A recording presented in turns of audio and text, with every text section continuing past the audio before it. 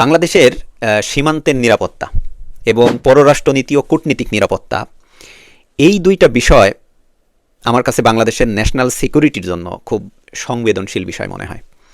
এবং বিশেষ করে শহীদ শরীফ ওসমান হাদির শাহাদাতের পরে এই বিষয়গুলো আসলে নতুন করে আমাদের সামনে আসছে যে আমাদের সীমান্তের আসলে নিরাপত্তা ব্যবস্থা কেমন।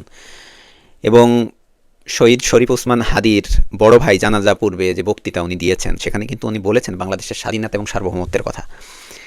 এবং বাংলাদেশের সীমান্ত মানে শুধুমাত্র কাঁটাতান না, এটা হলো সার্বভৌমত্ব, আমাদের ইন্টারনাল নিরাপত্তা এবং আমাদের ইকোনমির জন্য এটা ফ্রন্টলাইন আমি মনে করি।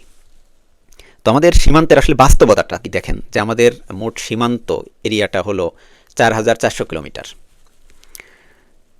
এবং ভারতের সাথে এবং মায়ানমারের সাথে।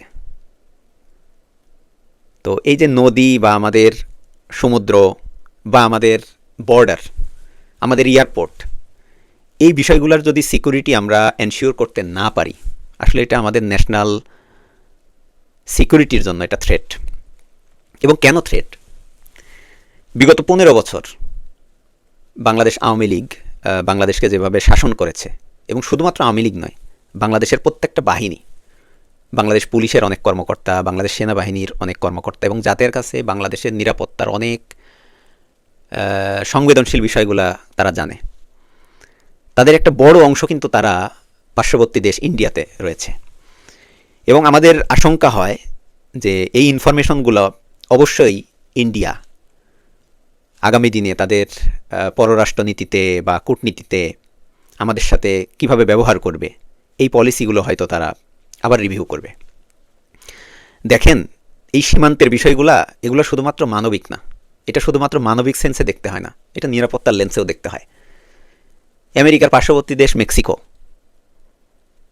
এরপরে দেখেন জাপান বা জাপানের সঙ্গে অন্যান্য দেশ, তারা কিন্তু যতই মানবিকতার কথা বলুক, তাদের সীমান্ত বা তাদের এয়ারপোর্ট এবং বিশেষ করে তারা এ সকল উন্নত দেশে যারা তাদেরকে অন্য দেশের নাগরিককে নাগরিকত্ব দেয় বা পাসপোর্ট দেয়, এটা তারা কিন্তু নিরাপত্তার লেন্স দিয়ে দেখে, অনেক স্তরের লেন্স দিয়ে তারা দেখে, পরীক্ষা করে।